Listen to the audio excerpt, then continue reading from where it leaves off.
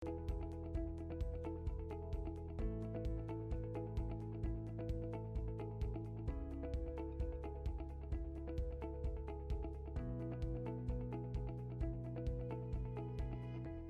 evening, everybody, and welcome to tonight's Facebook Live session.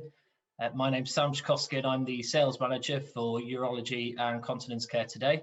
I'm just going to run through a couple of bits of housekeeping before we get started, but I'd like to just start by thanking you all for joining us this evening, and I hope you enjoy the session.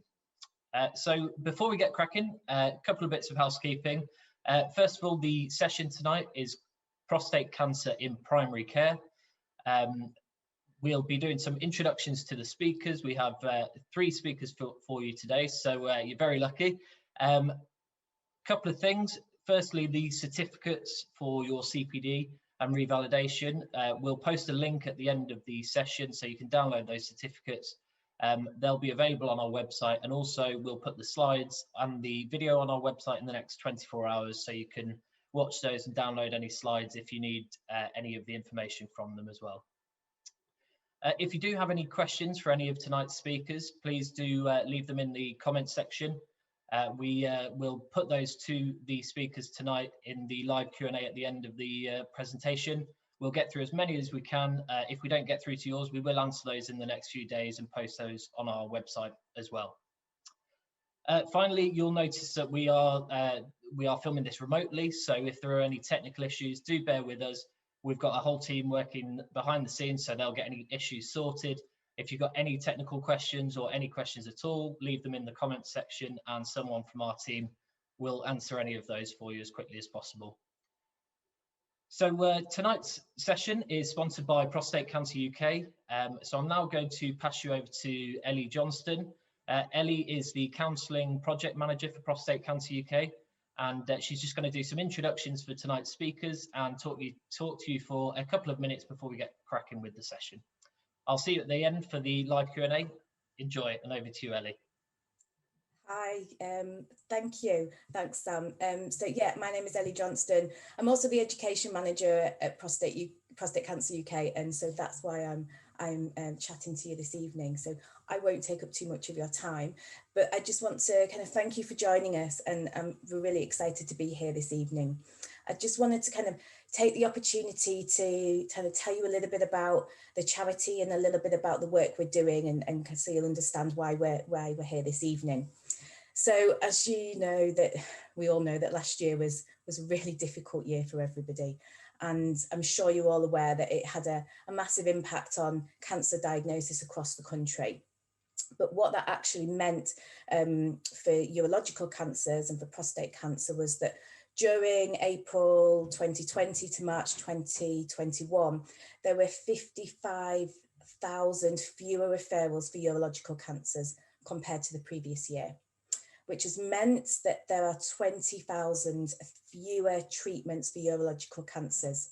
And again, that's compared to the previous year. So obviously, Prostate Cancer UK, we're concerned about this, and we're concerned that there are men out there that haven't had the prostate cancer diagnosis that they need. So behind the scenes, we've been supporting men. We've been encouraging them, campaigning, encouraging people to go and speak to their GP, their primary care health professionals about prostate cancer and about their risk. So another key piece of work that we've been doing is kind of working with primary care, because we know that, you know, you guys are really important in starting that prostate cancer diagnosis for men. Also, you know, we're really aware that you are the guys that are supporting them afterwards. You know, you're there giving the injections, you're there taking the bloods, you're there with the hormones. And so for us, it's really important that we provide education for you all, that we provide support and guidance. So in the chat below, there'll be a link to our health professionals support page where you'll find education. If you find this session interesting, we've got loads more to share with you. So that's enough from me. It gives me great pleasure to introduce you to our speakers this evening. So that is Shiv Smith and Michelle Greenwood. They are Uro-Oncology clinical nurse specialists from St Bart's in London. And a really great guy, Tony Collier. He is Prostate Cancer UK ambassador, volunteer, ultra fitness, marathon runner, fundraiser, and everything else in between. And he's going to share with you his story and some of the amazing things that he's done. So now I'm going to hand you over to Shiv and Michelle, and I hope you enjoy their presentation. Thanks, Ellie, and thanks everyone for joining us this evening. Myself and Shiv and Tony are all really delighted to be given the opportunity to speak to you this evening. And so we hope that we have lots of questions and discussion at the end as well. So please pop your questions in the chat box. So the learning objectives for this evening is to understand the function and anatomy of the prostate, and also to understand the PSA testing and its benefits and limitations, of which there are many. And to be aware of the risk factors. So that's what we hope to kind of like discuss with you this evening and to raise some awareness about. So in the UK, prostate cancer is the most commonly diagnosed cancer in men, and with over 48,000 new cases per year. So this is a huge amount of people to be diagnosed with prostate cancer each year. And, you know, it's the most common cancer diagnosed in men. So the ONS data actually shows that more than 11,000 men die from prostate cancer each year, and over 300,000 men are living with prostate cancer. So that's a huge portion of our population. In the UK, 1 in 8 men will get prostate cancer at some point in their lives. And this number rises to 1 in 4 men if it's someone from a Black or ethnic minority background, or if they have someone in their family with a diagnosis of prostate cancer, which we're going to pick up about later as well. Obviously, we talk a lot about men only, but naturally I'm wearing my PIN badge today, and we're very pro anybody who has any problems should contact their GP and obviously get assessed for prostate cancer or any other cancer, because some individuals do not identify as male, and obviously we have to take their issues forward also. So what is a prostate and what does it do? Why are we all here talking about this little tiny thing that could be so bothersome? Well, let us tell you. So the prostate gland in many textbooks is the size of a walnut, which is about 20 cc's. It's quite small. For some men, this could be the size of a grapefruit, which obviously is quite big. Now, inside the prostate gland, you have the water pipe, the urethra, and the prostate naturally enlarges from the age of 50, and the water pipe is in the middle, obviously, of this prostate gland. So it can be a bit pesky, hence the discussion this evening, and thanks again for inviting us. So the prostate is involved, obviously, with your sexual function as well. It produces the enzyme called PSA, which we're going to talk about later, and it also secretes fluid, making up about 30% of the volume that's ejaculated with your semen. It's a smooth muscle, it's a very vascular organ. I don't need to tell all of you lovely people in primary care land, when you've catheterized a patient with a prostate and then you've had a massive disaster of bleeding. So we all know that the prostate is very vascular, and we need to be mindful to that. The prostate is situated underneath the bladder, and men have 2 muscles to control their continence. One is at the base of the bladder, which you should be able to see on the picture on your screen, and obviously the large sling muscle that we all rely on to control our continence, especially for females once we've had our babies. But if perhaps a patient has had a radical prostatectomy, then they will also be relying on that large muscle for their continence. As you can see, we would do a digital rectal examination and our finger in the back passage to feel the prostate gland, and we're only feeling part of the gland. So naturally, we would be looking at imaging in the form of an MRI, obviously, of the prostate to assess the front of the prostate gland. That used to denote whether or not we would do a truss biopsy, a transurethral rectal ultrasound biopsy, or if we would do a template biopsy, because naturally, if we're only assessing from the back side of the prostate, we're not sampling the whole gland. And absolutely, that's why the MRI comes into play so well. So feeling the gland feels a little bit like a peach, and many of you might have examined patients, and if you haven't, I'd encourage you to find out what this gland feels like. And a lot of patients are more than happy to let us, obviously, learn and educate ourselves. Any organ, particularly in our urology departments, that's deep within inside our bodies, doesn't necessarily have any issues until the cancer has grown very large or extended outwards, and that will be picked up later in the session. We've got a picture of a patient's prostate after it's been removed from a radical prostatectomy, and you can see on the screen that it's the size of around a tennis ball, is a standard size, about 4 centimetres, but that can be variable. So Michelle's just going to pick up about PSA. Okay, so what is PSA? PSA stands for prostate-specific antigen, and that is a protein that's produced by normal cells in the prostate and also by prostate cancer cells. It's normal for men to have a small amount of PSA in the blood stream, and this does rise with age. So you have different age range, PSA ranges for age, and which Shiv's going to pick up in a bit. And a raised PSA level may suggest that a man has a problem with his prostate, but it doesn't necessarily mean that it's cancer. We see some patients with prostate cancers who don't secrete PSA, and Shievon and I were talking about this earlier, and these are generally prostate cancers that have a neuroendocrine or small cell histology. So they sometimes secrete CEA, which is a carcinoembryonic antigen, as a tumor marker. And sometimes that if we have patients who have like a small cell or neuroendocrine prostate cancer, they may complain about having pain, and therefore we would monitor their CEA levels, and if they usually are rising if the disease is progressing, but with a very low or very normal PSA. So I think that Shiv's going to start us talking about the factors that can influence the PSA level. Oh, sorry, I was still on mute. How embarrassing. So just before I moved on, I was just going to talk about the PSA level. So for a patient who's in the age range of 40 to 50, we'd expect that to be around 2. And again, this is, what sort of textbooks you're reading. So from somebody who's the age of 50 to 60, then that goes up to 3. And then 60 to 70, we're looking at a range of about 4.5. And then patients that are over the age of 70, we're looking at an upper limit of about 6.5. Now, what we haven't said to you already is that up here at St Bart's, myself, Michelle, and we have a new colleague in the team called Daniel, and we also have a Macmillan navigator, which we're very lucky to have, called Emily.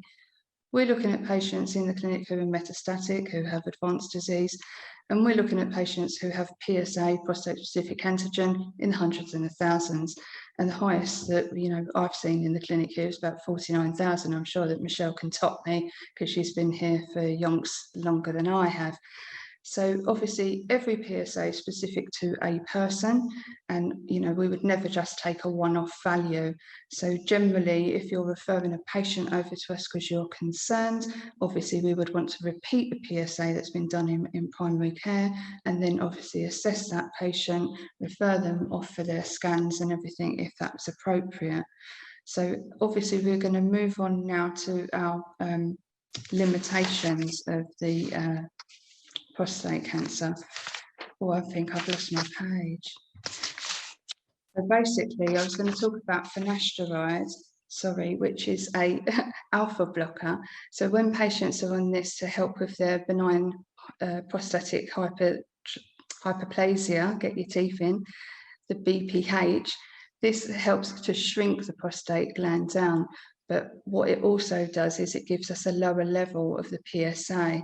So obviously we need to look at a corrected value, so we would double that. Things that we're looking at as well in the clinic are trends of PSA. So if a patient is on our surveillance, we're looking at the doubling time rate. So that would be, in the 6 months, is it a 10% doubling, a 10% rise? Has that trend continued? We've got 3 consecutive rises, because then we would be looking to scan patients. Other factors obviously can influence PSA levels. Michelle? So obviously having prostate cancer can affect the PSA levels, which is probably stating the obvious, but that's on the list. Also, if you have a urinary tract infection, that can also elevate the PSA levels. And similarly, if you have someone who's had a catheter inserted recently or a catheter change, all of those factors can affect PSA. And Tony, you had a couple of factors to add in as well, didn't you? Yeah, it's not very advisable to have a PSA test if you've had sex the night before or done some vigorous exercise, because that also raises the PSA level. So it's always advisable to wait maybe 48 hours or so after you've done vigorous exercise or had sex before having a PSA blood test. And also other things such as any kind of investigations in the bladder, such as a flexible cystoscopy, can also affect the PSA levels. So we have to, think about putting the whole picture together and making sure that we have all of the patient's relevant clinical details when we're looking at PSA. So I think Shiv's going to talk to us about some of the limitations of PSA. So about 3 in 4 men will have a raised PSA, but it doesn't necessarily mean that they're going to have prostate cancer for the reasons that we've already stated. Maybe they've got an infection, or maybe they've got a big prostate gland and they just secrete a lot of that enzyme, the PSA. So it could be that there's no reason to cancerous wise to why the patient has that amount of PSA in their bloodstream. It's completely normal for them. So unfortunately, the PSA blood test can miss about 15% of cancers. And we was talking about this previously, myself, Tony and I, as you will know from the reference list, we've written a paper which we think is rather marvellous and hope you might read. But obviously, if we screened 100,000 men, we know that we would only pick up 4 cancers. This is historical data, actually. Quite new data and new feeling and new thinking from a lot of the oncologists and urologists and us specialist nurses is that actually, we might not get these people because there aren't really any, reasons for why they've got the symptoms are not there, is what I'm trying to say. So you can't put a finger on what the problem is. We need PSA screening, and I realise that prostate cancer, don't currently support this as part of their protocol and their guidance. But they acknowledge that men that are a bit younger and might be at risk should discuss with their GP and obviously have an early blood test for screening, because obviously that's very important to do that. And that consent with a GP would explain the need for biopsies, which are obviously very invasive, and I think that's part of the feeling. So the chance of overdiagnosis and subsequent overtreatment, we feel now is quite low, because a lot of our patients who might be diagnosed with prostate cancer will have a low graded Gleason score. And what we haven't discussed about yet is the Gleason score. So the Gleason score, numbers 1 and 2, are benign tissues. So that should be patients. So Gleason score starts at 3. So 3 plus 3 is 6, and that's where the scale starts. So 6 and 7 are, moderately, low risk, low graded prostate cancer cells. Now, generally, Gleason score 6 is very slow growing. 8, 9, and 10 are more aggressive cancers and highly, growing and changing the morphology. So if we pick up early cancers, generally those patients would go on a surveillance program. So we'll be seeing them in the clinics, monitoring the PSA, or perhaps you might even be monitoring them in primary care. But this is why, as clinical staff, we do feel now that actually it's quite important to pick these people up early. And I think, Tony, you had some feelings about this as well. Yeah, I think my story really tells the tale, doesn't it? I was diagnosed at age 60 and I had no idea that if I'd had a PSA test every year from age 50, my prostate cancer would have been caught much earlier, and that would have led to curative treatment. Instead, I ended up with an advanced cancer diagnosis and a pretty grim prognosis. So I do think that actually PSA testing is important. It is important to have that conversation with a GP. I think it's particularly important that men basically have a PSA test to establish what their baseline level is. So a man at age 50 is immediately in the high risk category.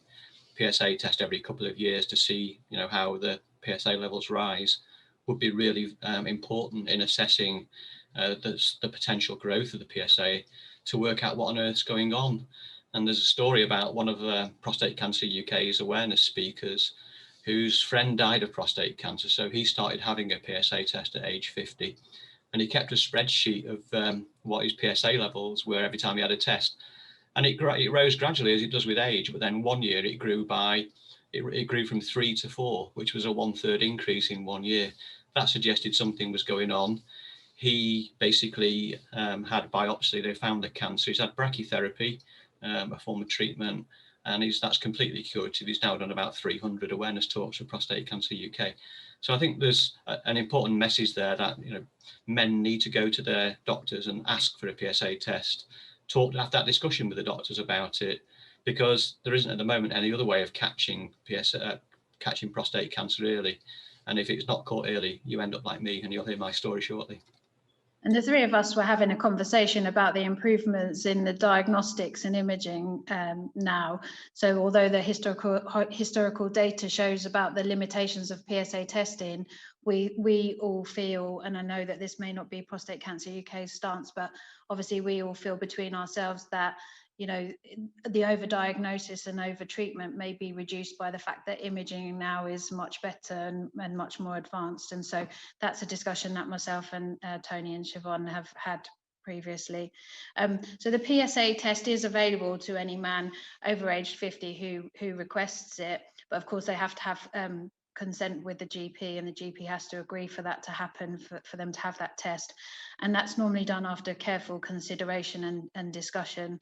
And you can order information from Prostate Cancer UK's website for your patients if they are coming in and asking for that, and that you can use those tools as part of your discussion with your patient.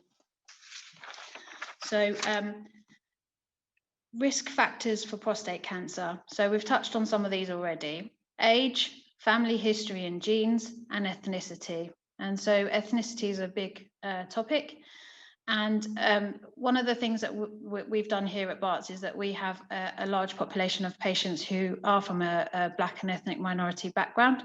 And one of our doctors here, along with our consultant, Dr. Shamash, have written a paper, it's NG et al., which is in the reference list for the talks. And what they did was they looked at they looked at 425 cases retrospectively that we'd seen here at Barts between 1997 and 2016, and 412 of those were analysed. So that's what the paper's based on. And now, basically, the ONS statistics show that 3% of the population identify as Black, but in London, that actually is 13.3% of the population, which it rises even higher to our inner London areas that we cover, such as Newham and Tower Hamlets, to 17%.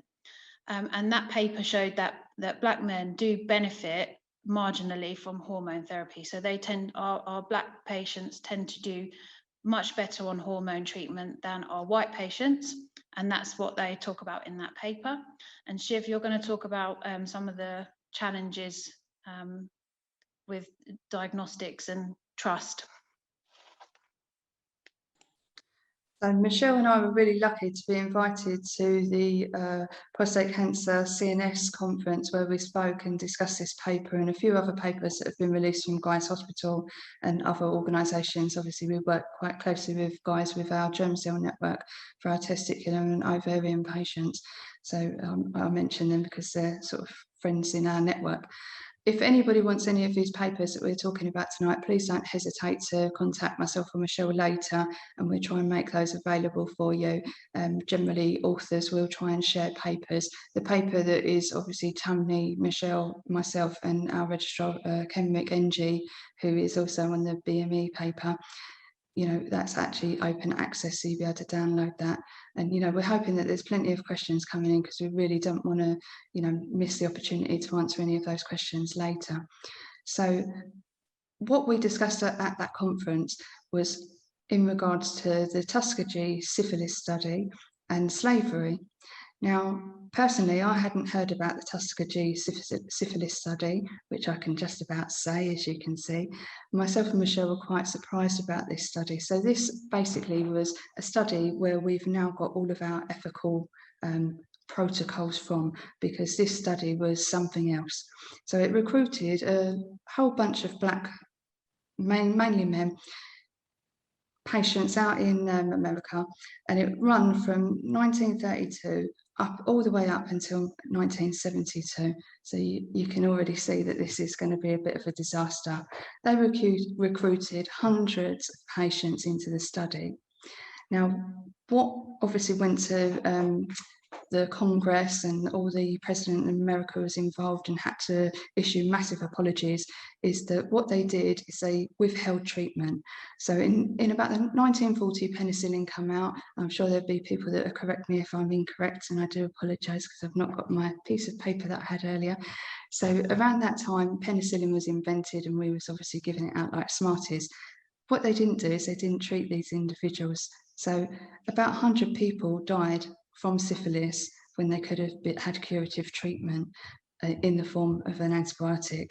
So you can imagine, if you're a black individual and you already know about slavery, where us white people, not us personally, but you know, our forefathers obviously brought people over, kept them against their will, made them work hard for them, you know, didn't really look after them very well. And then we've got this massive study where we've withheld treatment and people have died. So obviously this is really bad. So we was looking at some data about COVID and the uptake for the vaccinations, and the data that was just recently released is up until April, there was 64% of black people over the age of 50 that were vaccinated, compared to 93% of white people of the same age, and that was on BBC Health breaking news just recently.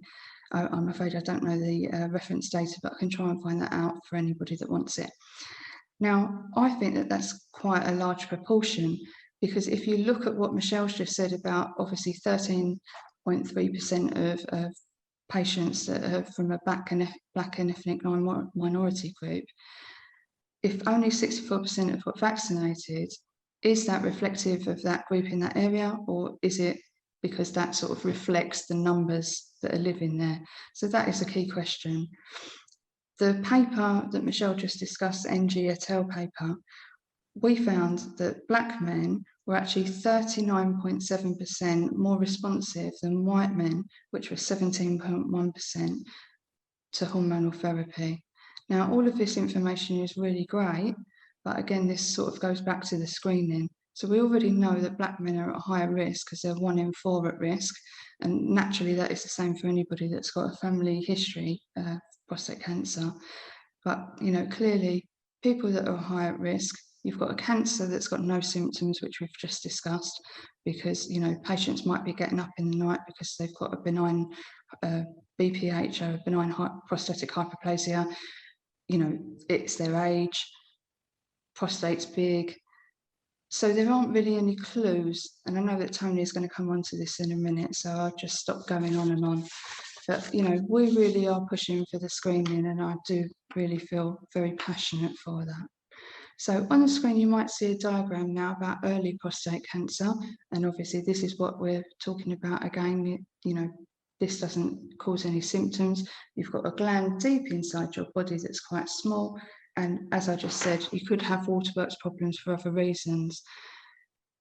Until the cancer starts pushing out of the capsule and invading other organs, generally there aren't any symptoms. These things are quite small and inside. It's not like you can look on your arm and there's a bump and there's a problem.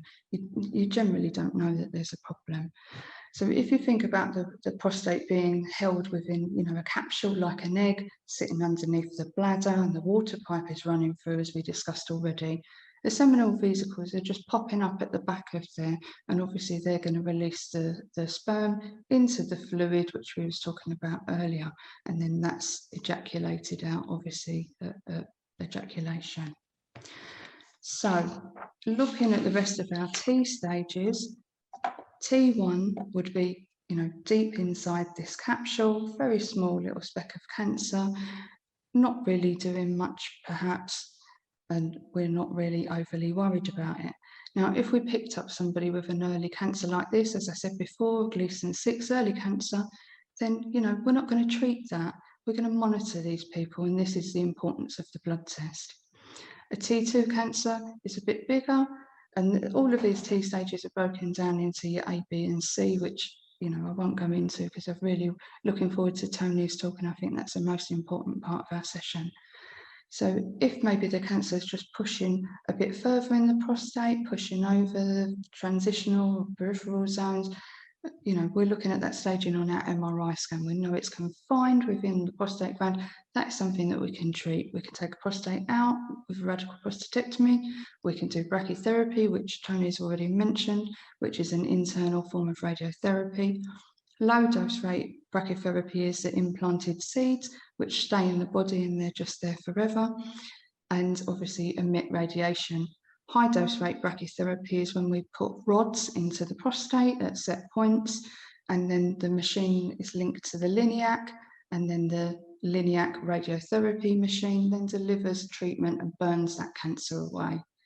So you can give radiotherapy as external beam treatment, and that's an X-ray treatment coming from the outside in.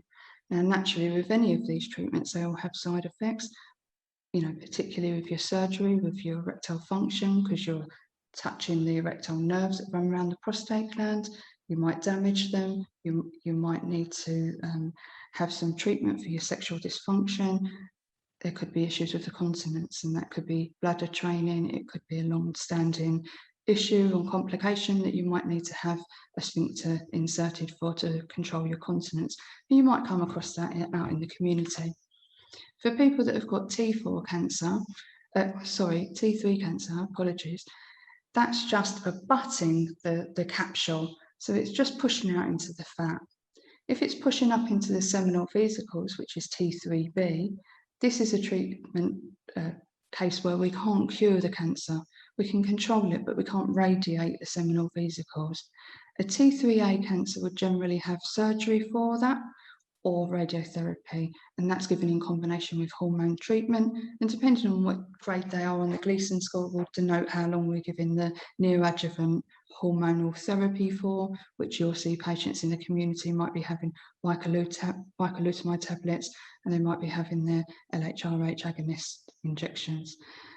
T4 cancer is pushing out of the prostate, out of the fat. It might be out into the seminal vesicles, into the bowel. It could be, you know, out into the bladder neck, and could be causing a lot of other problems. So we can see that we've got a cancer here with no signs or symptoms until it's really extensive. Michelle was just going to take you through the N&M. So the N stage of the PT-NM staging is whether shows whether the cancer is spread to the lymph nodes or not, and M stands for metastases. So that denotes whether the cancer has spread to other organs in the body, such as the bones, which tends to be one of the most common areas that prostate cancer spreads to. So now I'm going to hand over properly to Tony, and thanks for helping us along this evening, Tony. And I think that we all agree that yours is probably the most important part of this session that we're going to listen to, because I know that myself and Shiv find that we learn most from patients and listening to patients, and that's what helps us to develop our own practice. So over to you, Tony, to tell us about your experience. Thanks, Michelle. You're very kind. I do think it is important for healthcare professionals to learn from patients. So my story is, back when I was 45, I'm now 64, so we're talking quite a long time ago. I had a life-changing event. My firm sent me for a medical. They told me the results from the medical were that I was borderline clinically obese. And I guess I should have actually known that, because my kids used to call me Mr. Blobby, and for the younger ones, just Google it.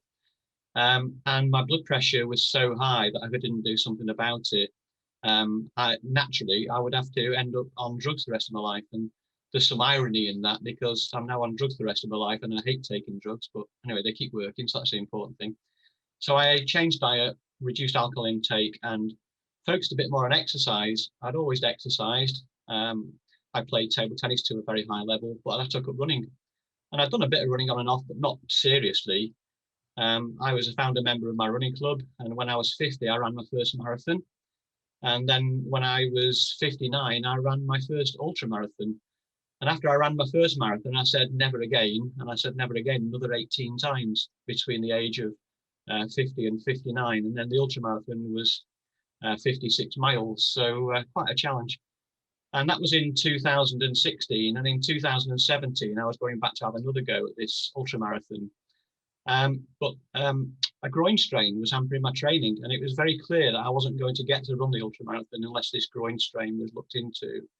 So I went to see a sports injuries doctor.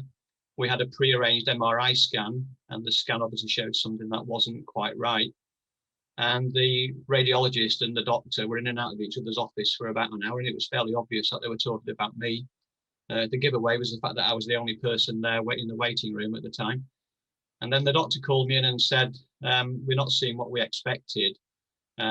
We want you to go and have some blood tests and a chest x-ray now, immediately. And the blood test, I noticed in handwriting some letters down below, which I later learned was PSA, and that's the first time I'd ever come across the letters PSA. And it's an important point that PSA tests are not routinely done as part of blood tests. So that was done. And then he said, and tomorrow I need you to go and have a CT scan. And so that was obviously panicking. That was the 8th of May, 2017. And he phoned me up on the 9th of May after I'd had the CT scan and told me that he was 99% certain I'd got prostate cancer. I'd need some more tests, which would include biopsies, bone scans, all sorts of different scans and visits to urologists. And we went to see the urologist, and he told me that it was actually bad news. The cancer, whilst it was treatable, wasn't curable. And my worst case prognosis was 2 years, and that was 4 years ago. And on this slide, you can see the outcome of my bone scan. And you can see on the right pelvic bone where there's a mass of cancer. You see all the black dots throughout the skeleton from pelvis to skull. But the main problem was in the right pelvic bone, where the cancer had broken out from the prostate and into the pelvic bone. And it had caused stress fractures of the pelvis, which is why I was experiencing what I thought was groin pain. Most importantly, I'd had no symptoms whatsoever. And my wife asked the urologist, how long do you think Tony has had the prostate cancer? And the urologist said, because it's grown so far, I think he's probably had it growing inside him for 10 years. And when I think back, when I was 54, I had a urinary tract infection, which I went to see the GP, but the GP didn't do a PSA test. And I think back now and think maybe the doctor should have done a PSA test, because if the doctor had done that, maybe the cancer was there and could have been caught earlier and with a much different outcome. My PSA was 129, and for my age, it should have been no more than 4. I was 60 years old at diagnosis in 2017. I was Gleason 9, 5 plus 4. And so it's an aggressive cancer. And I have been treated with hormone therapy and a drug called abiraterone, which was developed by Cancer Research UK and licensed to the manufacturer. And so far for me, it's doing okay. But when I was diagnosed, I sort of thought to myself, where do we go from here? It was devastating. Being diagnosed with cancer is it's indescribable. It's heartbreaking. Getting my children round to tell them that I'd been told I'd got cancer and I might only have 2 years to live was the hardest thing I've ever done in my life. But there were 2 ways forward, and one was to curl up on the sofa, and one was to try to do my best to get control of the situation, and I chose the control side. Going on to hormone therapy, though, was going to be a challenge. As an athlete, all the side effects that are on the slide, loss of muscle mass, weight gain, hot flushes, I'm much more sympathetic to menopausal women than I ever was before, fatigue and mental health. Fatigue is really difficult to describe. You don't feel tired, you don't want to go to sleep, you just want to go and flop somewhere, And I could go out for a run and go for a mile, trying to run maybe 10 miles and suddenly find I'd hit this wall of fatigue and there was no way it was going to happen today. So I'd turn around, go back to base, usually in floods of tears because cancer had robbed me of everything. And that's the mental health side of things. And so I think the learning point here is that when you're dealing with patients who are on hormone therapy, this is what's happening in their minds. This is what they're all going through. And this is where we need support. And it's where actually in many cases, we don't get the mental health support that we need. And also we don't get a lot of support when it comes to the other two side effects that we have to cope with on long-term hormone therapy, which is loss of libido and erectile dysfunction. That is really challenging. And I was blessed that I did in fact consult with a psychosexual therapist, CNS, who was marvelous. But not all men can access that, or not very easily anyway. The hormone therapy had a massive impact on exercise. But for me, exercise was still a vital, important part of maintaining my physical and mental well-being. For me, I wanted to take control, and I think taking control of my own destiny, doing my best to stay as fit as possible, to stay as well as possible, to help my mental health as much as possible was really important. And I think this is a really important message for healthcare professionals to give to their patients. Not everybody can do what I do. They can't all run a marathon. They can't all climb a mountain, but everybody can do some form of exercise. And exercise is a really important way of taking control. And it's also good for mental well-being. And for me, going for a run is really important. It gives me a big lift. So yeah, the impact of long-term hormone therapy is horrible. Some days I see it as a bit of a punishment for something I must have done in a past life. But actually it's working, and my PSA is now not registered for 3.25 years, which is marvelous. I know at some point the treatment will stop working, but the longer I stay stable on this treatment, the better the chances of some new treatments coming along, which will keep me stable and alive longer.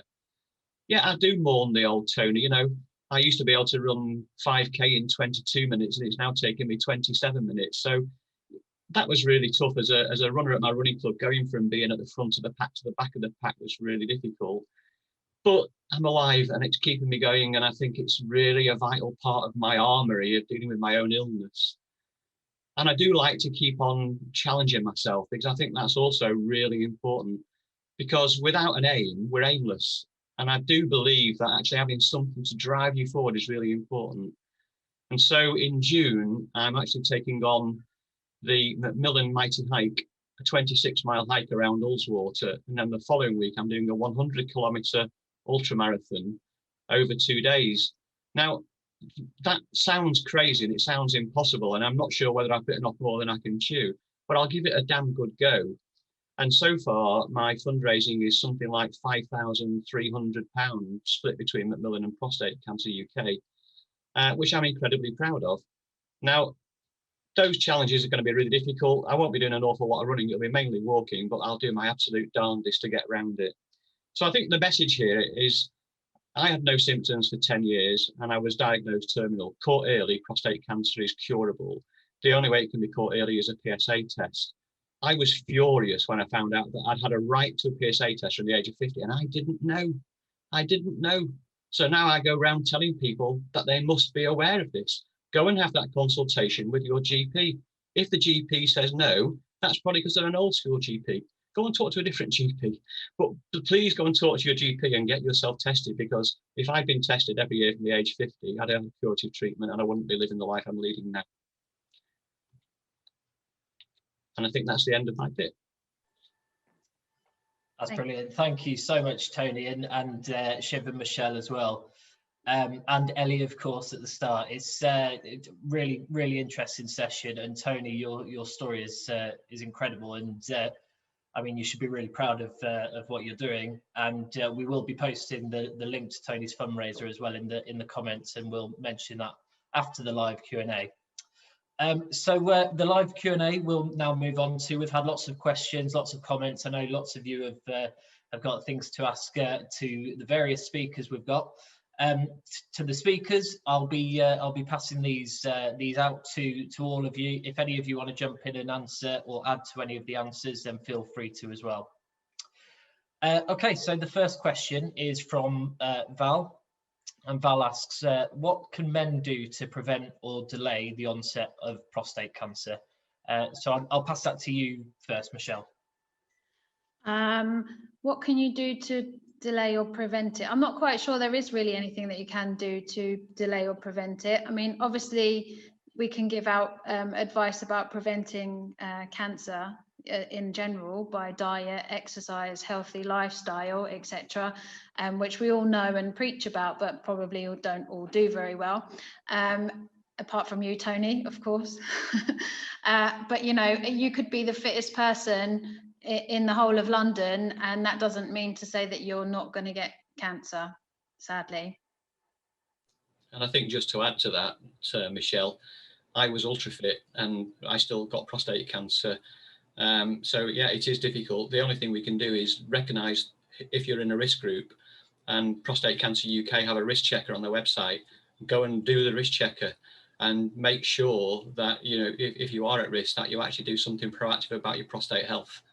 That might be going to the doctors and asking for a PSA test, but it's really important that people do something proactive until we do actually have a national screening programme. I think I would also say that it's not. And I think. Sorry, I was just going to say that it's not really generally common for men to have urinary tract infections. And if I saw a man with a urinary tract infection, that would raise alarm bells for me. But obviously, we wouldn't want to repeat a PSA or take a PSA while somebody's got a UTI.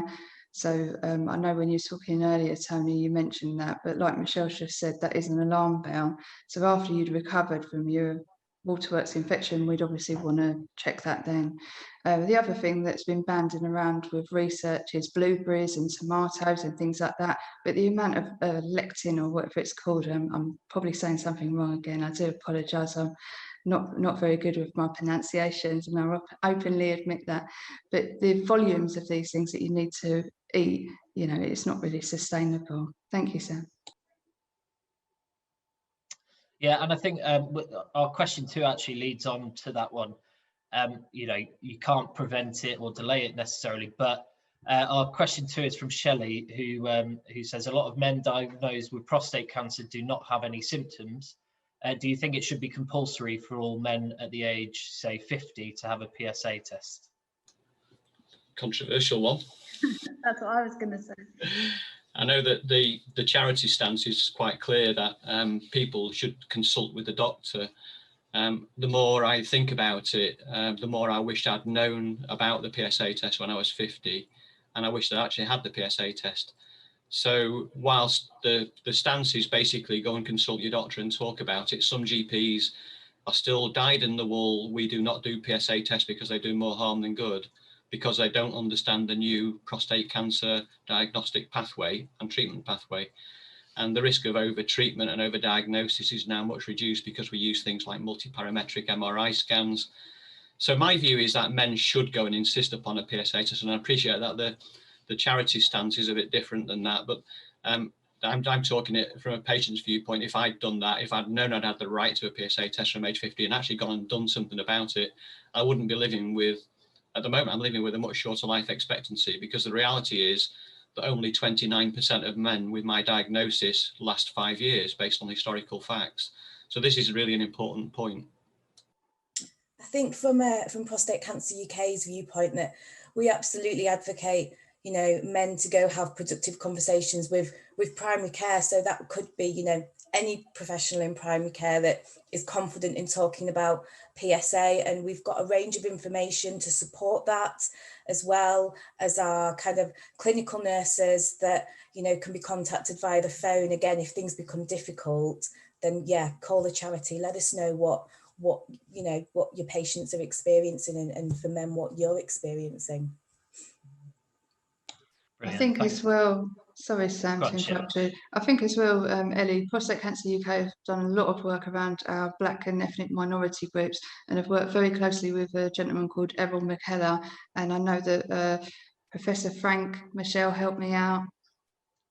Shall I go? I'm going to say his name wrong. What's Frank's name? Michelle. Window. Thank you, because I know I'm going to say his name wrong and he'll kill me later. So obviously he set up a lot of work out here in, East London, getting these people, Black and ethnic minority group individuals into the clinic. And, that's something that Prostate Cancer UK have done really, really well. And, we all feel very passionate about screening for everybody. So I think, moving forward as well, what we haven't said is that obviously, hopefully there's going to be microRNA blood tests for prostate cancer. Michelle and I have just been involved with some work for the germ cell tumours with Professor Matt Murray and Dr. Fern. So, these things are coming, and hopefully in the future we'll have better tests as well. Thank you, Ellie. Thank you, Sam. Brilliant, thank you.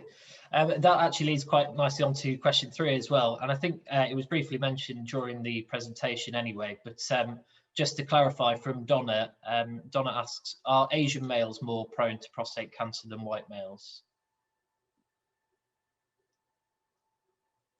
Michelle or Shiv, would you like to answer that one?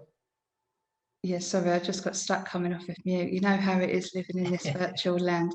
So it's more Black men, but obviously our Asian population shouldn't be excluded. We do have quite a large population here up at St Bart's practice. The literature that you can read, obviously, if you want access to the paper, do get in touch with us. The references will come later. But the data we have here is a 20-year retrospective review. Dr. Samash is very good with his statistician, Dr. Wilson, Professor Wilson, who obviously puts all that data together. So we're really lucky to have that. So if you want to look at the actual ethnicity breakdown, it's all in there, and it's all broken down, as Michelle said, via London. So obviously you'll see the actual groups from Haringey, all over the place. So it's all there for you. Brilliant. And like we said, the references from this session will be available on the slide deck, so you can download those over the next sort of 24 hours. They'll be on our website with the slides. So question 4 is for Tony. This one's from Sandra, and Sandra asks, how can men get a blood test or have a DRE when GPs are only doing telephone consultations? Any tips? Yeah, that's a difficult one, isn't it? Our GP surgery is open. I think at the moment it does present some challenges, and I don't really know what the easy answer to that is. I'm very blessed that my GP has been open to me, and I've actually had face-to-face pretty much throughout the pandemic, as I go in for my 3-monthly Prostate jabs and done by the nurse, and I've also been in seeing the GP. But I think it will at the moment present some challenges because getting to do face-to-face is difficult, and when we've already got reluctance from some GPs to actually even do PSA tests, then I think we are going to face some barriers. So I think at the moment, I think it presents some difficulties. I don't know what Michelle and Shiv think about that. Yeah, I think it is difficult, and it has been very difficult, and probably more so at the start of COVID than now. I think things have probably moved on a bit since then, and GPs they will see people if they feel that there is clinically a need to see somebody, then they will. So they're not just open for all patients to go in, but as you said, Tony, they probably felt that they needed to see you, so they did. And I think that most GP surgeries are doing that actually.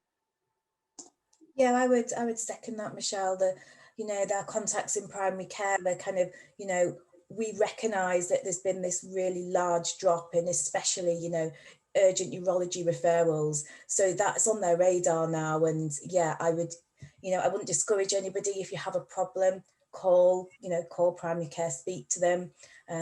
But also, the charity's here to support you. So if you're struggling, again, let us know. I think there is that awareness now that they do need to carry on picking up the cancer diagnoses that have probably dropped off over the last year. But that is, like you said, it is on their radar now, Ellie, and I think that they are trying quite hard to kind of reverse what's happened in the last year. Brilliant. Thanks very much. So moving on to question 5. This one's from Alan. And they ask, what are the potential side effects of prostate cancer treatment? So, Tony, I know you touched on this during your story. If you want to elaborate, but Michelle, Shiv, if you've got anything to add as well.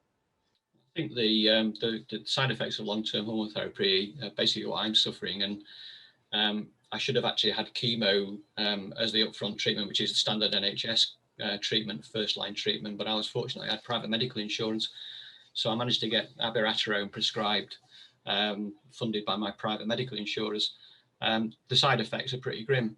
But then I hear lots of tales about men who've had prostatectomies or radiotherapy who have been left, permanently incontinent or with permanent erectile dysfunction. And it's a pretty horrible place to be. I mean, I think for most men, they seem to do very well if the cancer's caught early, and that will always, for me, be the key important message. Early diagnosis equals much better outcomes. Perfect. I think, sorry, Sam. I think it's what I already said in the talk a minute ago. Obviously, for people that are having surgery, they could have, long-standing incontinence and erectile dysfunction, as Tony was mentioning. Some patients will have nerve-sparing procedure, so obviously you'd expect them to have their erectile function after. Treatments for that obviously are routinely given in, primary healthcare. Our GPs are very good to support that using PDE5s. You might know it as Viagra or, Cialis, which is a long-acting drug. We use pessaries, we use pumps. There's lots of treatments for that. In terms of the incontinence, obviously we would hope that pelvic floor training would obviously resolve that, doing their pelvic floor exercises to maintain their continence. And as I said in the talk, some people might, if it's really severe, have to have a sphincter inserted to control their continence. Radiotherapy, you've got the toxicity to the bladder and the bowel again, and generally there's early phase side effects, but people can have long-term, ongoing chronic pelvic radiation disease and side effects. And again, these are treatments for early cancers. If you're using radiotherapy, whether that's brachytherapy, which is an internal seeded treatment, or a high-dose radiotherapy with the rods that I said that are put into the prostate, obviously you're asleep, thank goodness, and then it's connected up to the radiotherapy machine, and then obviously that burns the cancer away. Then obviously, the prostate can swell a bit. We already discussed that the prostate's quite vascular, and, naturally their side effects short-term. Long-term, it's a similar thing, but you're not having external radiation, so it's less of a toxicity to the bowel. So I'm not sure if that helps you. We're very sidelined here, myself and Michelle, because we deal with people who only have advanced cancer. Yeah, so our side effects would be kind of like more things like memory issues from the long-term hormone therapy, the bone health, so like the osteoporosis, things like it's basically people who have low testosterone, because we're suppressing testosterone, aren't we, when we're treating your prostate cancer. So, your heart health, your bone health, your kind of functioning, memory, that type of thing, really. And with the surgical side of stuff, Tony and Shiv, there's a lot of work and documentation now around prehab, isn't there, before people have surgery, and that's kind of like, I think, the way forward, isn't it, so that they try and deal with some of those issues of continence by doing the prehab stuff. Being fit, less risk of blood clots and things like that, yeah, definitely. And one thing that we haven't touched on, which I think is really powerful and important, and was in Tony's story, is around the emotional and psychological health aspect. Because unfortunately, research proves that our urology patients, which includes prostate, and our bladder patients and our renal patients, that's what the data's from, obviously has proved that unfortunately urology patients are 5 times the suicide risk. So, this is something that is really important. Early screening for a cancer that has no symptoms is very important. And if anybody else wants to contact me about treatments and things like that, I'm more than happy to help. And I'm sure that Ellie would refer you as well to the Prostate Cancer UK website. They've got excellent downloadable booklets, which are really easy to read. Thank you, Sam. Brilliant. Thank you, everyone. I think that's about all we've got time for in the questions. I know there's been lots more questions have come through. So any of the questions we haven't managed to answer, we will try and answer those in the next few days. We'll put a Q&A sheet onto the website that'll be available alongside the slides and the video if you need to watch back and take any of the details down from those as well. So thank you to all of you, Tony, Ellie, Shiv and Michelle. Thank you so much for all your time. I'm just going to go through a couple of things to round off before I let you all go. First of all, the call to action for Prostate Cancer UK. The link will be in the comments section. So there's a prostatecanceruk.org/for uk/health/professionals. So you can find all of that information on the slides and in the comments section. To contact any of the speakers today or Prostate Cancer UK, their details should all be on the screen now as well. So if you haven't got time to jot those down, then remember those slides are going on our website as well. So you can have a look at those and take those details and get in touch with any of the speakers today. Tony's fundraising as well, really important part. I know I'll be donating, Tony, but the link for that should be on the screen for you now. That'll also be in the comments section. So if you can, please donate. I think you'll all agree Tony's story is a really, really interesting, and I'd like to say again, thank you, Tony, for sharing your story. Finally, your certificate link, that will also be available in the comment section and on your screen. Lots of links for you, I know, but they'll all be pinned in the comment section. So they will be available in there and on the slides, so you shouldn't be able to miss them.